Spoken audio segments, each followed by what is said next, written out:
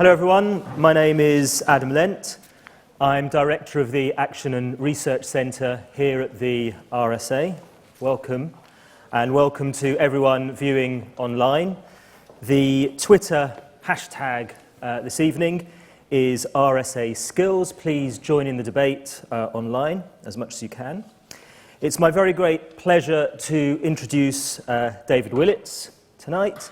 He will be speaking as part of a series of lectures we're running ahead of the election on the big policy issues being debated over the next few weeks. David, as many of you will know, is one of the leading thinkers in the Conservative Party and wider politics, of course, and has been so for 25 years. He's been an MP since 1992 and has served in a wide variety of roles in government and in opposition. And between 2010 and 2014, he was, of course, Minister for Universities and Science. David has had a long interest and a very big impact on skills policy in Britain and on wider issues of knowledge, education and capabilities. And it's on that subject that he'll be speaking for us tonight. So without further ado, please welcome David Willetts.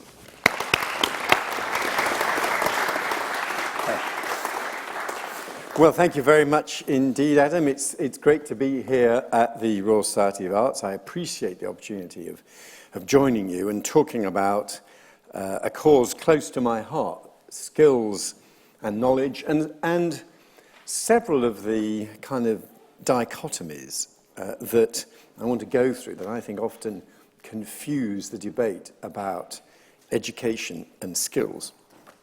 And I would like to begin by inviting you to imagine a beautiful, large stained glass window dominating the end of a massive hall.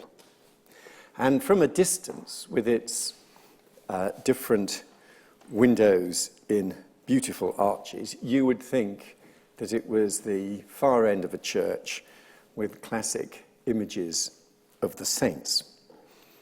But close up, if you inspect the images, you see that actually they are not religious figures. They're not saints. They're actually images of workers in all the great trades and professions of the early 20th century. Where there should be a bishop or a saint, what you instead see is a miner, though admittedly a rather Michelangelesque miner. There's someone doing electroplating. And it's not just manufacturing. There's even a filing clerk in this stained glass window. And as some of you may know, the stained glass window that I'm describing is the stained glass window in the Great Hall of the University of Birmingham. And when Joe Chamberlain created the University of Birmingham, he wanted a university which served the local community, the businesses of Birmingham. He saw no reason why it shouldn't train people in all the great vocational crafts of the area. And he commissioned a stained glass window for the Great Hall that was a celebration of those vocational skills. And that stained glass window matters quite a lot to me. I come from Birmingham. My father was a student at the University of Birmingham. And one of my grandfather's earliest memories was being taken to the opening of the University of Birmingham, just over 100 years ago, because his father, my great-grandfather, was one of the glaziers who put the stained glass window in to the Great Hall. And Joe Chamberlain, true to his belief that there should not be divides between academics and artisans, wanted the workmen who had worked on the construction of the university and the Great Hall to be there for the ceremonial opening, which is how my great-grandfather and my grandfather got to attend. And I think that this tells us something about the passion, the emotion that these skills evoke. And we've had some great examples much more recently and in a different genre than the stained glass window. Think of Richard Sennett's book, Celebrating Craft. Think from the other side of the Atlantic of what Malcolm Crawford has written in the celebration of the skills of the motorbike mechanic. For people of my generation, it's Zen and the Art of Motorbike Maintenance all over again. But there is a paradox. That stained glass window celebrating those craft skills is in a university. Richard Sennett writes his beautiful books about craft from the LSE. Malcolm Crawford, when he is not repairing motorbikes, is teaching philosophy at an American university. So some of these celebrations of craft and skill themselves emanate from higher education. Is there a connection? And I want to investigate the connections in the course of my talk, but I can cut straight to the answer, if you like, with quoting a beautiful essay from David Hume this is an essay on the liberal and the mechanical arts. And he said, and I quote, "An advantage of industry and of refinements in the mechanical arts is that they commonly produce some refinements in the liberal. Nor can one be carried to perfection without being accompanied in some degree with the other. The same age which produces great philosophers and politicians, renowned generals and poets, usually abounds with skillful weavers and ship carpenters. We cannot reasonably expect that a piece of woolen cloth will be wrought to perfection in a nation which is ignorant of astronomy or where ethics are neglected." And I still think that is one of the most eloquent arguments, that skills and aptitudes that sometimes get divided up into different categories depend on each other. And a culture which is good at, has the application and the precision of mind to be good at some of them, is going to be good at all of them. So what I'd like to do now is, in the next 10 minutes or so, just quickly review some of the divides which both, I think, make the debate in Britain terribly confused, but also stand in the way of the recognition of the kind of connections that Joe Chamberlain wanted to celebrate and which David Hume was writing about.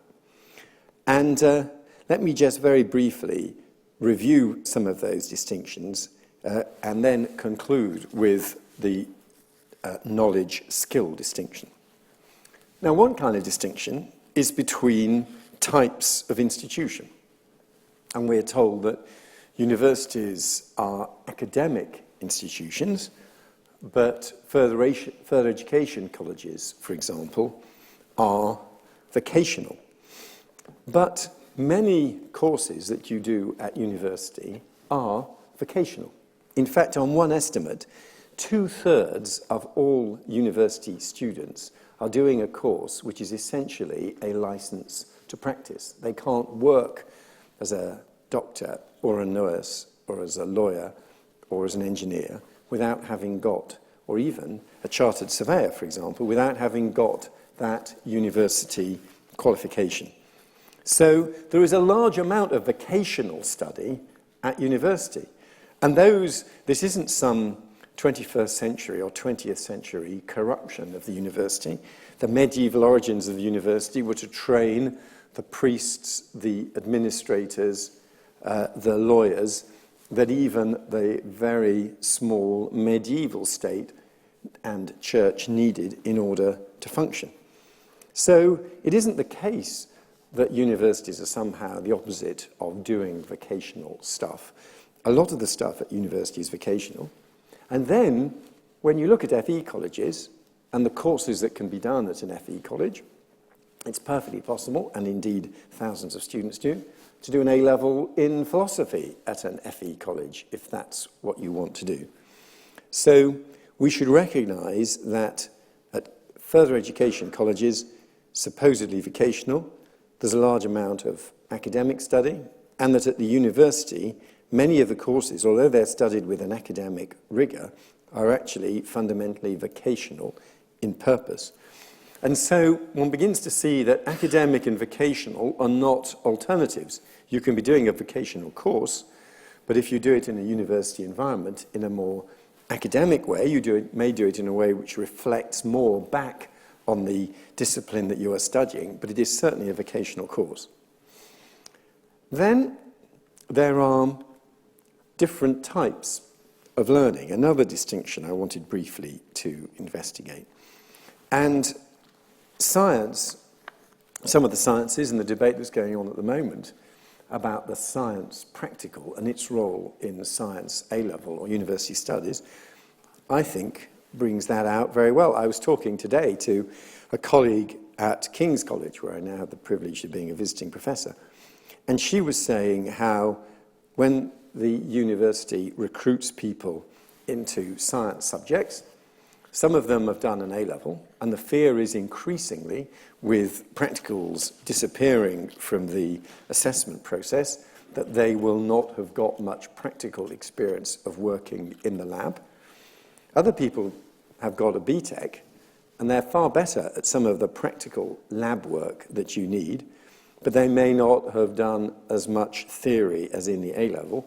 But in order to succeed at university, you needed both. There are very few science disciplines that you can study at the university level without being familiar with practical experiments, either in wet labs or in the physical sciences. So there are many disciplines where doing things with your hands, I've given the example of the sciences, but it could be in other areas, really matters. Where you want to, if you're on the art side, you want to perform, you want to create. If you're studying a modern language, you want to be able to speak it and communicate in it. So the practical capability matters, not simply the academic learning. Another distinction, which I find particularly frustrating, partly because I'm a victim of this problem, is the two cultures, the famous C.P. Snow two cultures. Arts v. sciences. And I have to say that I think that the problem of the two cultures is a particularly acute problem in England. I think it's a real problem, and I think it arises, the more I study the subject, the more I'm convinced that it arises from a specific feature of our English educational system, namely the requirement to specialise at the age of 16. The decisions that we force on 16-year-olds in our education system, the English one, not Scotland, of course, in the English one, are pretty much unique in the advanced Western world, and they create an appalling dilemma in which you have some people like myself. I did history, English, and German as my A-levels. I greatly enjoyed them, but it did mean that I missed out on quite a lot of the intellectual advances of the modern world. And there are other people opting for physics and chemistry and maths, as our son's done, for example, who haven't written an essay or had to communicate in a foreign language or do anything like that since the age of 16. That is the practical origin of the two cultures dilemma in England. And again, it is not a fundamental feature of these disciplines that they have to be kept apart. It arises from the way in which we construct our school system. Let me turn to another distinction, and this is a real one that does exist, and that is the two main routes into the jobs market. The route via higher education, and we've now got almost 50% of young people going to university and on into the world of work from that. And secondly, apprenticeships, where the coalition has quite rightly invested in the expansion of apprenticeships. And there is a kind of romance around the apprenticeship, and I suspect it goes back to those emotionally charged images and references that I began with.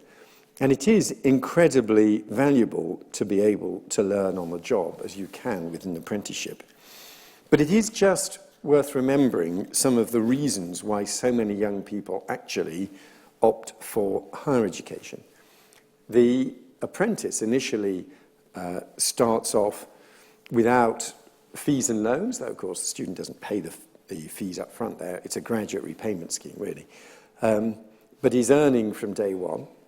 However, the evidence, and it keeps on coming in from the economists who appraise this, is that in the long run, year on year through their careers, a graduate, on average, and there are always exceptions, but a graduate on average is going to enjoy greater earnings growth than an apprentice. And it looks as if the reason is that the apprentice skills in a particular trade or business activity are not as flexible. They don't enable you to go with the extraordinary changes in the modern jobs market, whereas it looks as if the higher education qualification gives you a set of skills that means you're set up for life in a way that an apprenticeship may not be, unless it's in an incredibly stable, long-term industrial sector. And we don't have that many of those. There's another interesting contrast between them, which we in the coalition are beginning to wrestle with. I think that the apprenticeship in its traditional form was when you left home to go and live with a master who taught you a trade, or perhaps for whom you worked as a servant. But it was a life cycle event. It was when you left the parental home and became and lived in someone else's home. You didn't become fully independent. After your apprenticeship, you'd then be a journeyman, moving around, and then would be a master in your own right, creating your own household. And so these vocational routes had a significance in the underlying pattern of people's lives. What has happened is that apprenticeships, with a small number of exceptions, have ceased to be residential, whereas going to university is residential.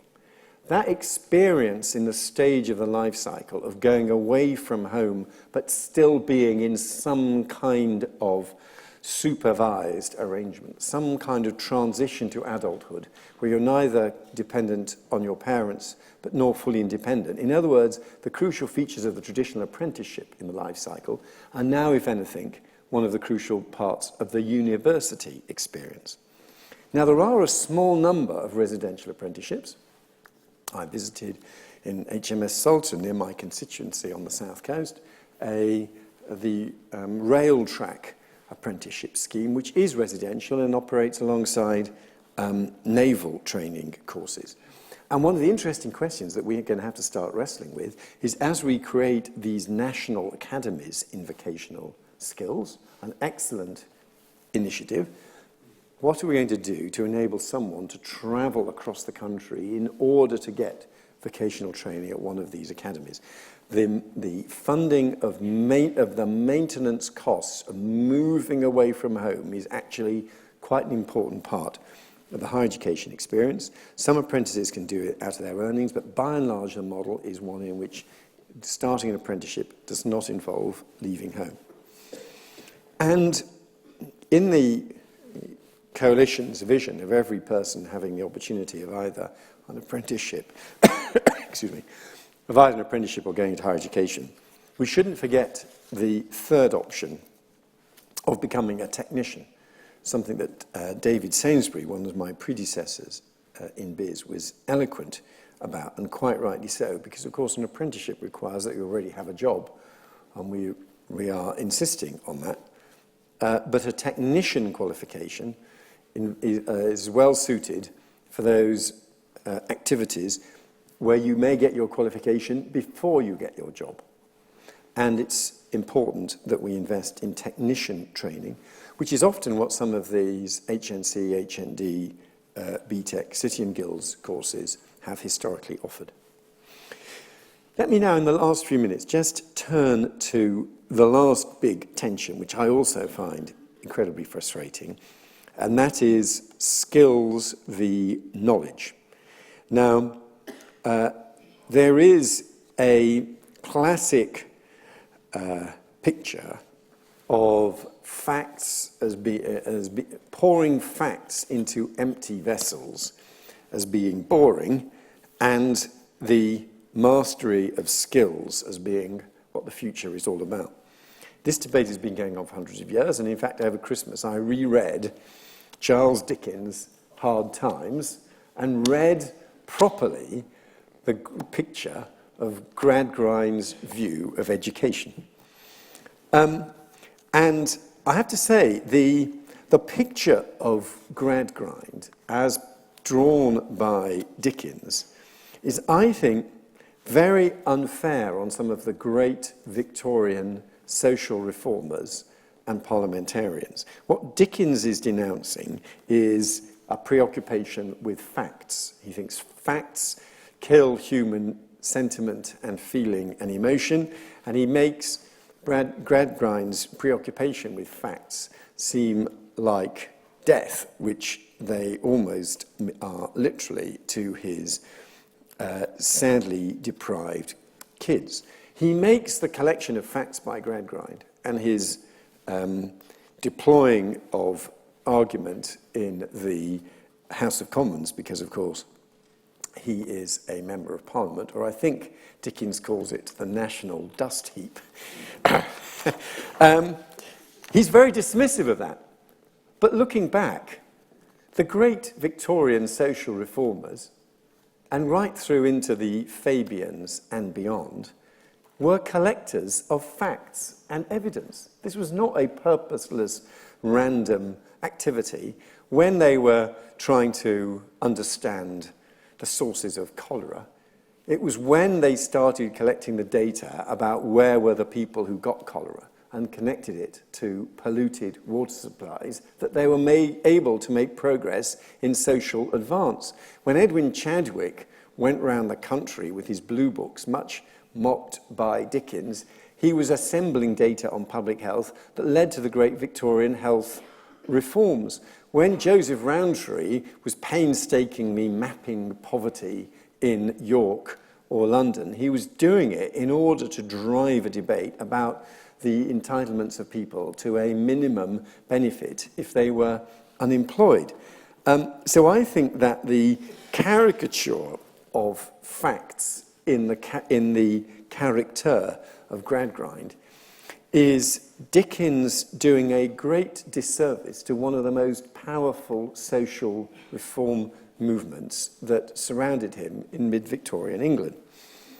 And this remains relevant today because knowing stuff does matter alongside having skills, and increasingly, and I've been influenced here by recent work such as Daniel Willingham's book in the US and Daisy Christodoulou's work here, increasingly I recognise that skills are very hard to distinguish from knowing stuff.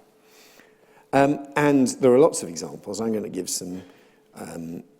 a range of examples, but let me begin with an example from my own experience. Now that I'm going to be standing down as a Member of Parliament in my last 3 months as an MP, looking back on 20 years or more as a Member of Parliament, I was trying to think about, for example, if an observer came to sit in on my surgery watching me handle a child support case.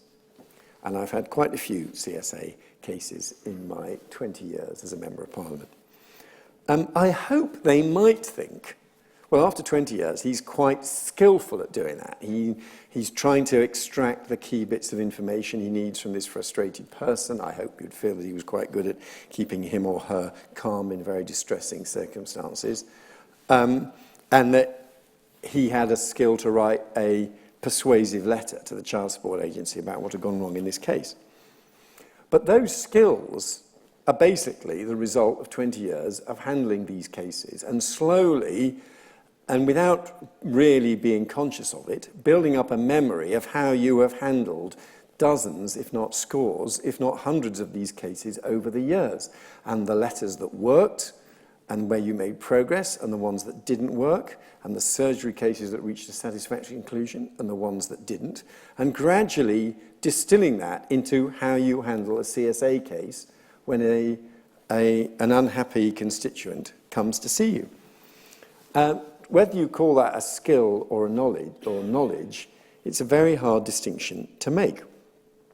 One of the famous experiments on all this is the great chess player memory question, which is if you have a game of chess and you have a chessboard and you put it briefly in front of a serious chess player and an amateur chess player, and then take it away and ask them what the disposition of the pieces on the chessboard was, the professional chess player has a much better memory of much more likely to be able to give you a broadly accurate account of the pieces on the chessboard than the amateur.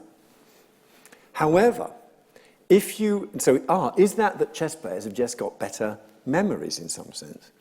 If you, however, then put under their noses a random distribution of chess pieces on a chessboard, the professional chess player is no better able to remember their location on the board than the amateur chess player.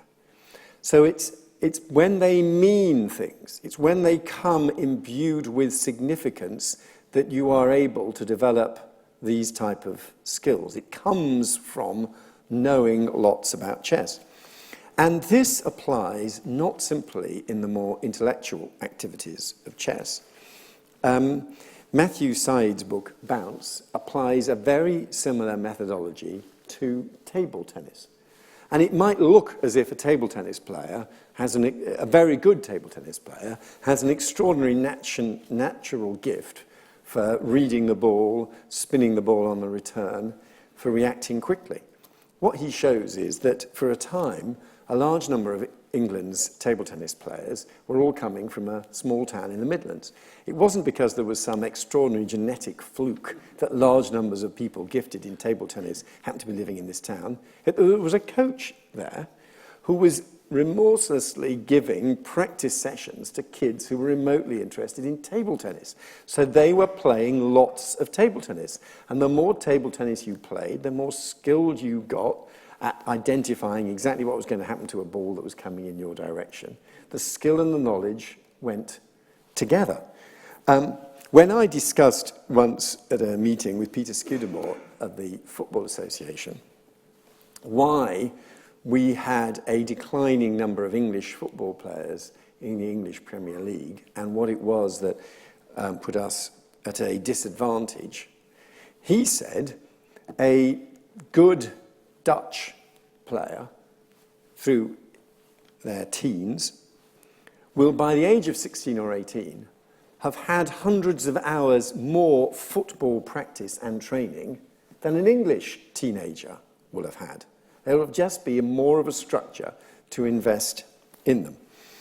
And I conclude from this that the practice, the process of learning, is both, in many ways, a memory of lots of stuff that has happened, a memory of previous matches, a memory of previous chess matches, a memory of how you've handled previous table tennis matches. It's both a memory of stuff, but it also is if I may say so in my case, a kind of memory of lots of CSA cases, but it expresses itself as a skill. And you can't master a skill without knowing the stuff. So, what I've tried to do very briefly this evening is to try to bring out how some of the disjunctions, some of the divisions that are the bane of the debate about education and skills, I think can and should be overcome. And the most important of all of those is the distinction between facts and skills. Thank you very much indeed.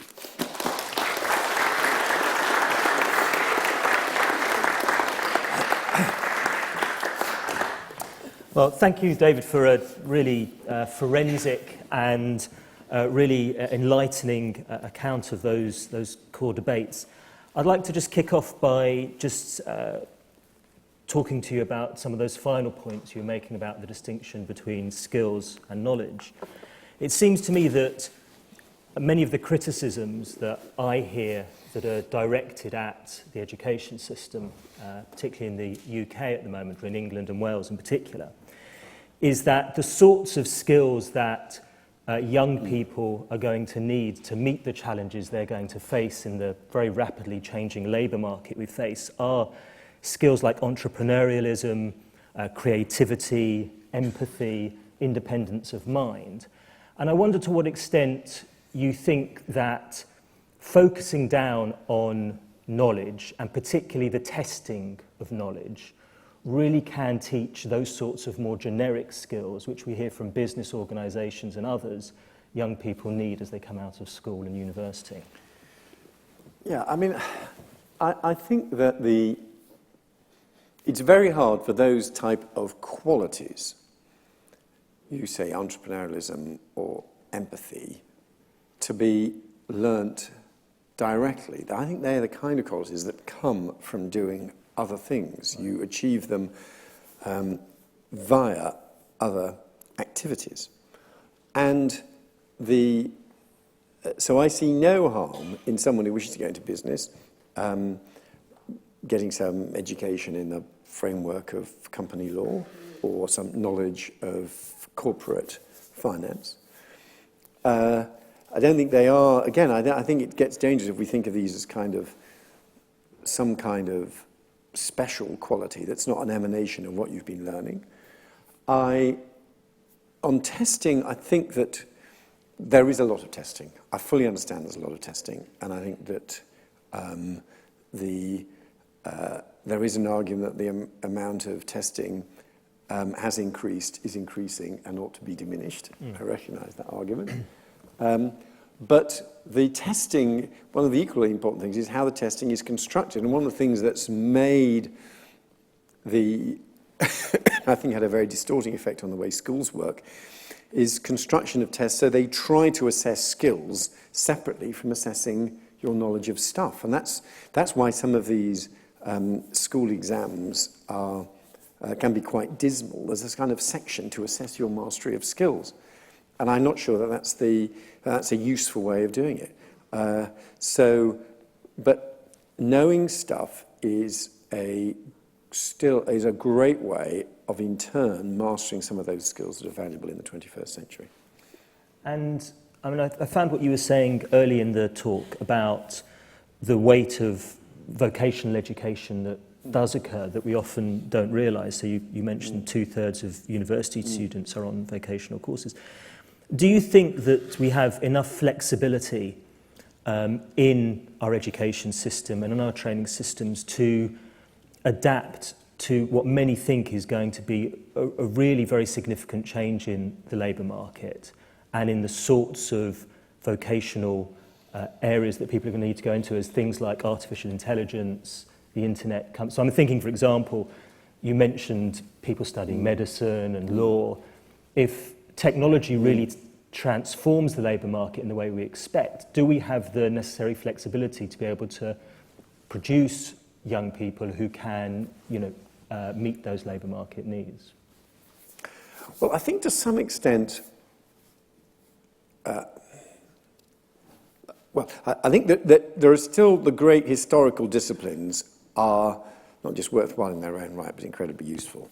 Being able, the critical skills that come with reading a lot of literature, the intellectual training of philosophy, or physics, or another rigorous discipline. I think those are still incredibly valuable.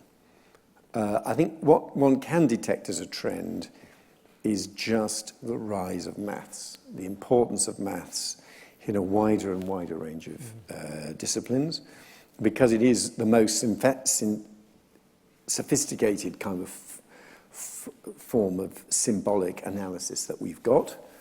And from thinking of my own background, increasingly when you talk to university academics, they'll say, we've got someone doing politics who's maybe not done any maths since the age of 16, and they're doing a term on the American political system, and we set them some American political science papers investigating voting behaviour in presidential elections using some regression analysis, and they panic. They haven't. This is something for which they've had no training, and I was very keen and was able during my time as minister to put some funding into programs like Sigma, which is basically a friendly maths resource on every university campus.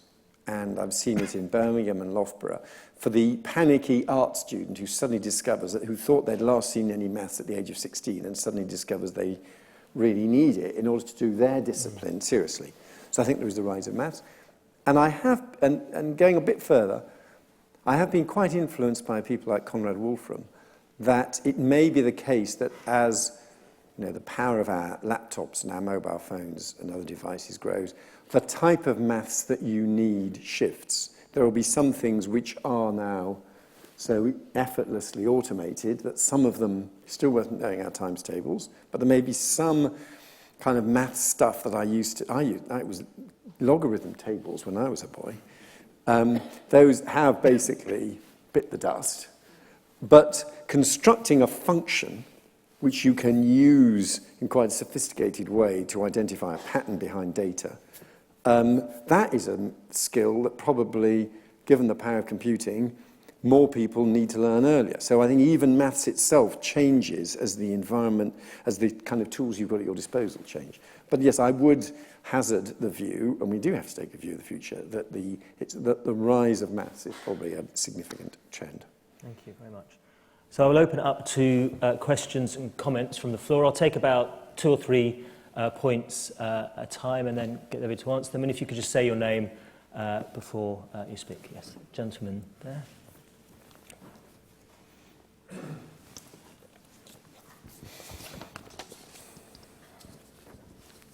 David Hudson, RSA Fellow.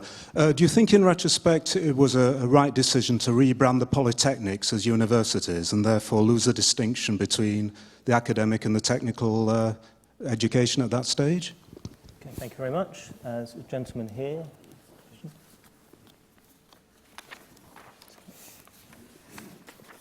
Martin Ross, a journalist. You're saying knowing stuff in the title of your lecture. Do you have a definition of knowledge that you're working with here? Okay, gentleman there. Yeah.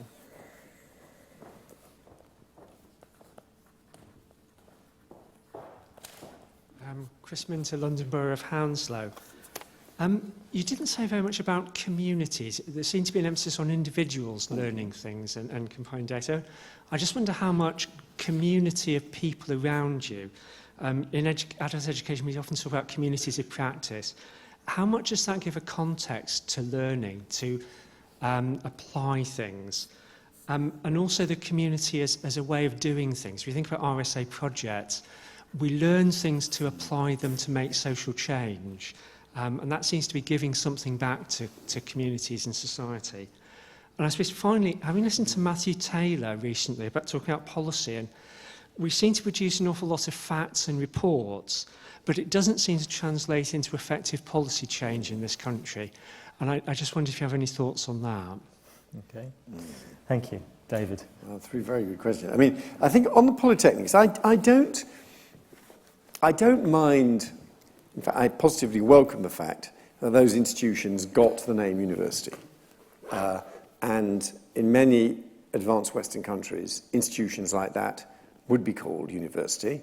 And they don't have an agonized debate in America about the name university, which applies to a whole host of institutions. I think in a way, though, what happened was when polytechnics got the title university, it in turn led to some changes in their behaviour. There was a kind of mission drift. There was a sense that they had to get more like some kind of classic Oxbridge model of what a university was.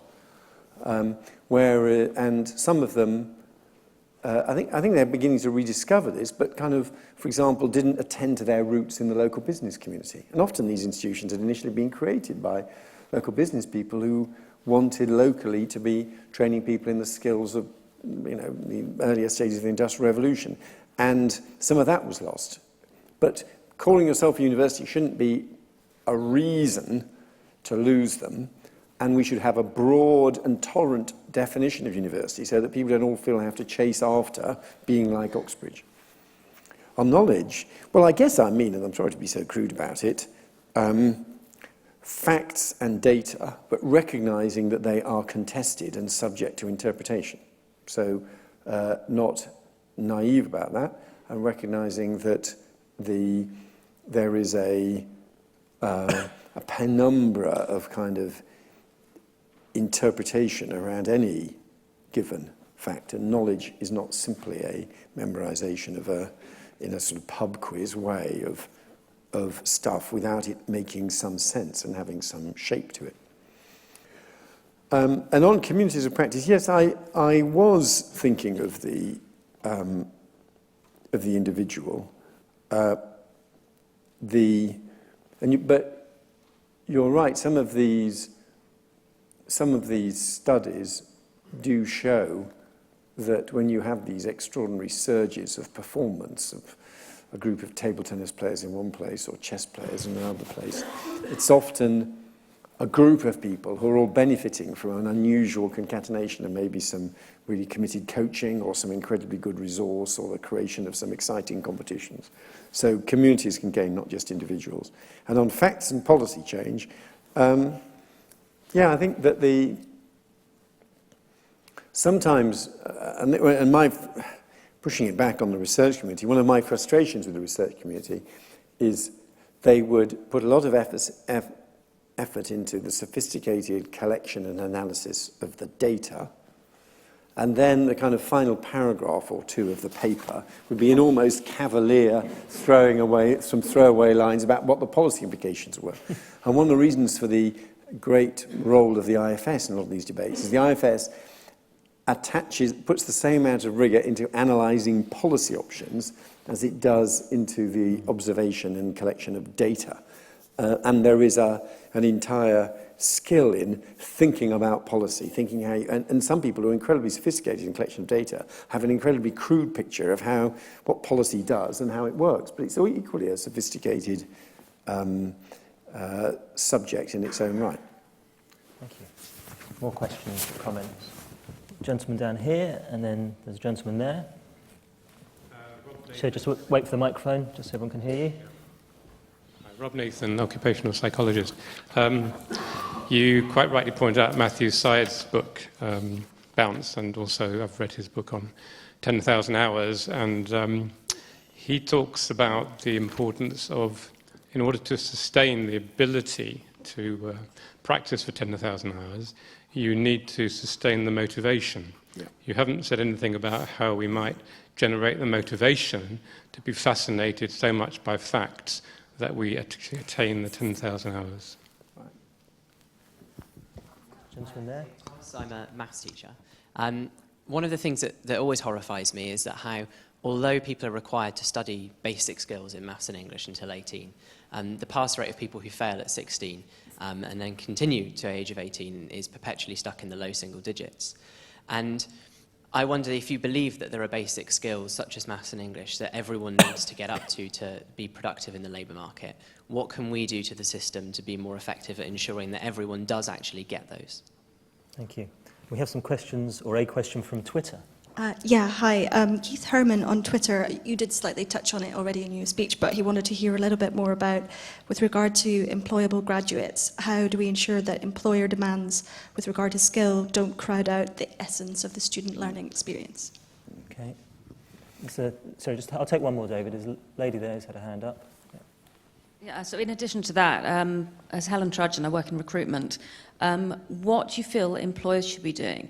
Because universities are producing graduates with the skills and the knowledge, but recruiters are finding that employers are looking for people with that skills and knowledge, but the experience as well. Now, if you've come out of university owing a fortune in your fees, you're not necessarily going to want to be doing unpaid internships. Thank you. David. Right. I think the point about motivation is well made. It is a fair...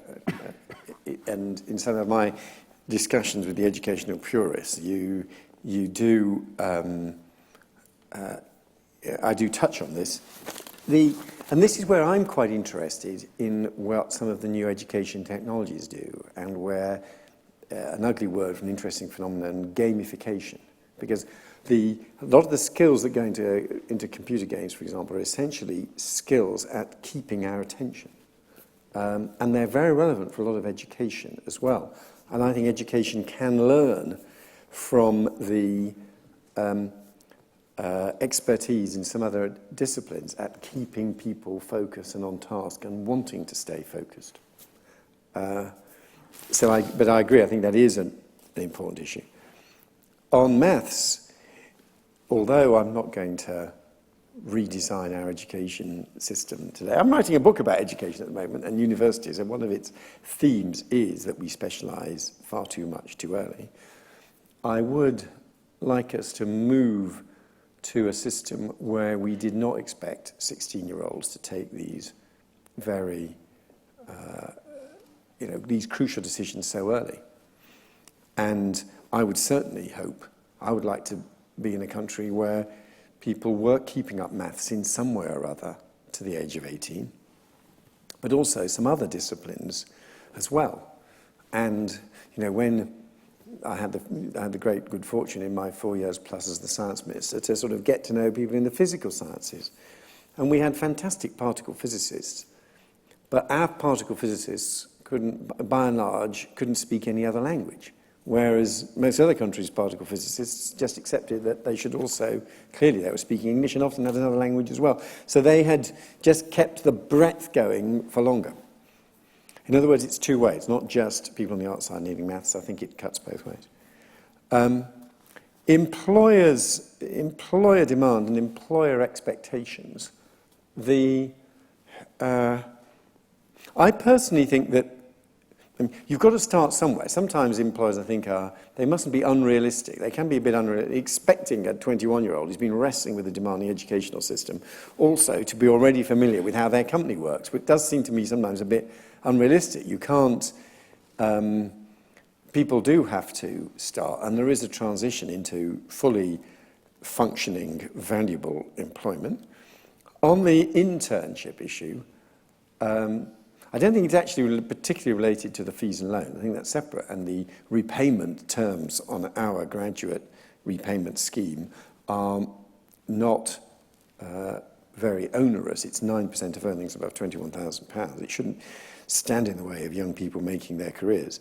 But unpaid internships do need to be very effectively policed, and some of them are scandalous. Some of them are clearly in breach of minimum wage rules, because if it is work and employment, and there are some pretty clear measures of that, like you are expected to be around for certain hours, then it should be paid.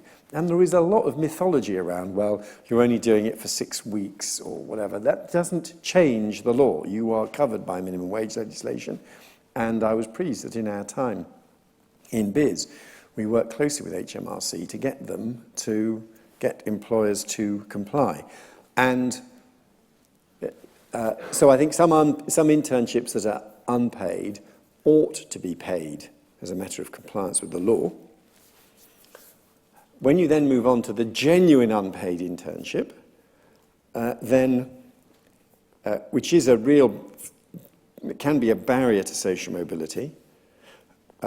One thing that I emphasised to Les Ebden, who heads the Office of Fair Access, in our last guidance to him, was that it is a legitimate use by universities of what is now the substantial access funds that they have to support students from disadvantaged backgrounds into internships they would otherwise not be able to do. Because when you look at the data, we've actually made great progress in getting more young people from disadvantaged backgrounds applying and going to university. One of the reasons why I'm pretty robust about the university fee changes that Blair brought in and then we added to is that in that 10 years, the percentage of people from the poorest backgrounds going to university has doubled. So we're doing well on access.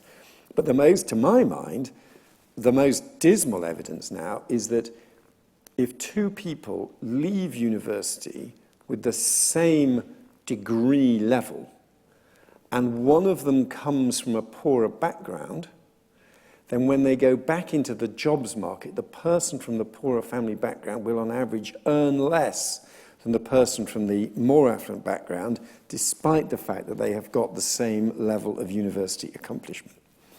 And that ties into things like social networks and finding jobs, and that's why it's a legitimate use of access money for university to overcome that kind of barrier. And then finally, yes, I mean, all these subjects, I should have said, to the question from Twitter, I should have said, these are all disciplines that are worthwhile in their own right. People study physics or history or whatever, or law, because they think these are interesting and worthwhile disciplines. And of course, there's a whole set of issues about how they're paid for and what their labour market outcomes are. But I try not to forget, and none of us in this debate should forget, that goes right back to the first question. Part of what motivates people to get their nose to the grindstone and get on with this stuff is they just think it's very interesting and worthwhile in its own right. Could I just very quickly just follow up on that very interesting point you made about people's career paths after they leave university? Because as you said, one of the reasons behind that is some very deep social issues like networks, etc. I mean, what can, if anything, what can policy do about that? Well, as I said, I tried to give you a practical example because one wrestles with this. I mean, the good news is that university is, on most measures, it's the first stage of the education process where people from disadvantaged backgrounds outperform. And one of the reasons why I am very pro-universities and think they do a fantastic job is that there is whereas sadly, I know the evidence is disputed a bit, but it does look as you go through school, the stages of schooling, the kids from the disadvantaged background fall behind. When they get to the university, for a given level of A-level performance, if you come from a disadvantaged background, you are likely to get a slightly better degree. So that is encouraging. That's the good news. But the battle is not then over. And as I said, I gave you one, when I wrestled with this, when the evidence starts coming in, but the fact that you then outperform at university doesn't feed through, you then have another knockback when you're going into the jobs market. And that, as I said, was something I discussed a lot with Les Ebden in the last 18 months. And there is now increased, and I won't repeat what I said, I suggested one policy lever. A second policy lever would be that we actually have quite poor data on destinations. And some of the destination data, after 6 months, is a pretty poor quality indicator because people's careers have not really settled down. But then when there's a 3 years measure, but that hasn't got a very high compliance rate.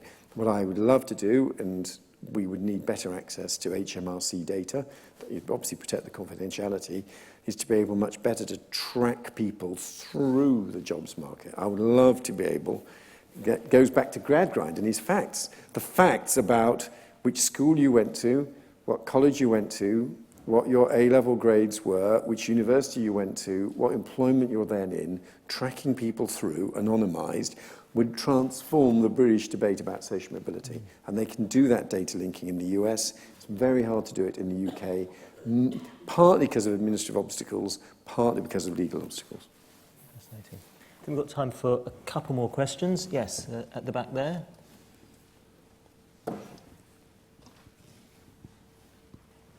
Mr. Willetts, you talked about the problem of early specialisation in education. Sorry, my name is Priscilla Chadwick, I'm a fellow. But actually the government at the moment is planning to abolish AS levels, which were a key initiative to keep that balance for longer. And in my experience, very large numbers of students chose 2 science subjects and 2 arts subjects through to 17 plus. And for some reason, this government is killing it off. Could you explain that to me? Okay, any other? Yes, gentleman at the back there, and then gentleman here, and then I think we'll get answer from David and then wind up. Hi, Anthony Painter. I work here at the RSA. David, I was interested when you contrasted the sort of adaptability of certain skills and knowledge against the obsolescence of certain skills and knowledge, being apprenticeship or apprentices and graduate. And I'd be interested to know where you think the responsibility might lie for enhancing the adaptability of those whose skills might become obsolete, whether it's the individuals themselves, the government, or employers. Thank you. And final point here from the gentleman there. Hi, yeah, Jeff Wolfing, I'm a fellow. I think it was just a point of clarification, if I could ask, about the point that, Adam, you made around skills that organisations seem to be saying they're looking for in terms of things like creativity and innovation and resilience and all these types of things.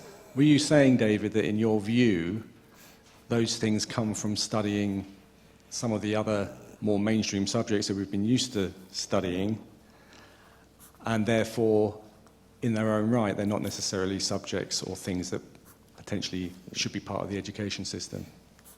Thank you. David. Yeah, I mean, there are pros and cons of the AS change, and I think that the education ministers would say that it was actually a response to another concern that you raised, which is the amount of testing. Yeah.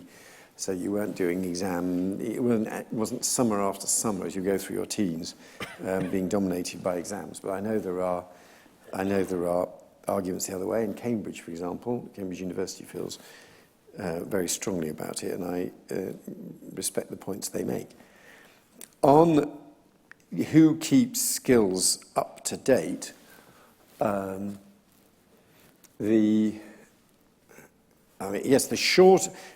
if you have long, continuous, stable employers, then the employers can.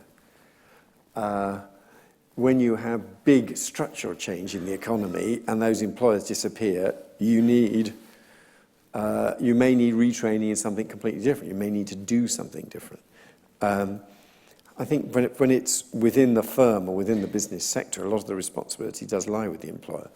When you're talking about structural change, I think more of the obligation falls on all of us to fund those type of programs. To take an extreme and powerful case still, you know, what miners do when coal mines close down, and there was public support for that, and that's where you can't say you're going to just enhance your skills as a coal miner. You're going to say you're going to move into a different industrial sector.